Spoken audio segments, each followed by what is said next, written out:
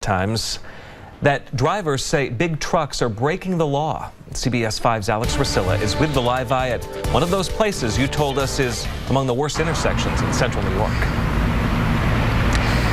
Well, Michael, I can tell you we've been out here throughout the entire morning and afternoon here in Baldwinsville at Four Corners, and I can tell you pretty much everyone who I was talking with told me the exact same story about their frustrations or their headaches during their daily commute. And once he told us that this was one of the top 5 worst intersections throughout the central New York area, we went to the state DOT to ask him some questions, find out some answers, but also to figure out the reasons why these intersections are so troubling for many people. And I can tell you here in Baldwinsville, it really boils down to 2 different turns. It's always a good day for a tattoo, as long as you like all the buzzing and ink. But 2 years ago, on a day just like this, a big rig took a right-hand turn from Genesee onto Oswego Street, hopping up onto the sidewalk and smashing one of the windows outside Timeless Tattoo. Caitlin Proya was there that day. It hit this, and it just, from the bang of the truck to the steel barrier, just blew it right out.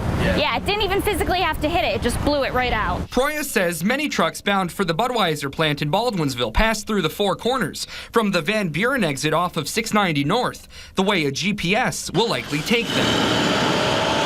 With this intersection being so narrow, they are not supposed to take this turn.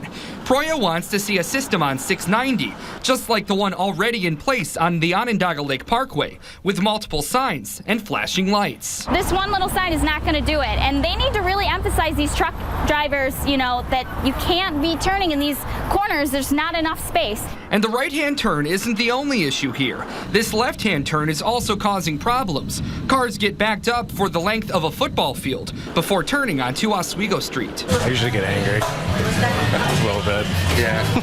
Violently angry. The state DOT says the only solution would be to add a second turning lane onto this narrow road, expanding into the sidewalks and even the businesses. In this case, probably the most sad of any is the case you got to live with this, because in order to change it, you'd have to add additional turn lanes at the intersection, and it means pretty much destroying the character of the village, and I don't think the village board would go along with that.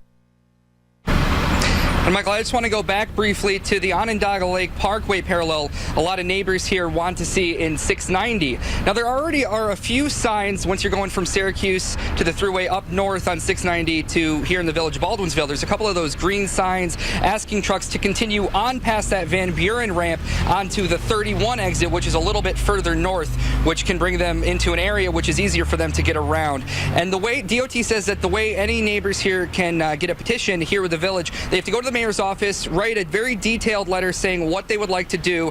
They would then do a traffic study and then contact the state if anything is needed to be done. For now, reporting live here in the village of Baldwinsville, I'm Alex Rusilla. Our coverage continues tomorrow with a focus here, one of the busiest areas in Syracuse, where Almond and Harrison Streets come together near the hospitals. We'll find out what the state has planned to ease the congestion there. The Talk tonight.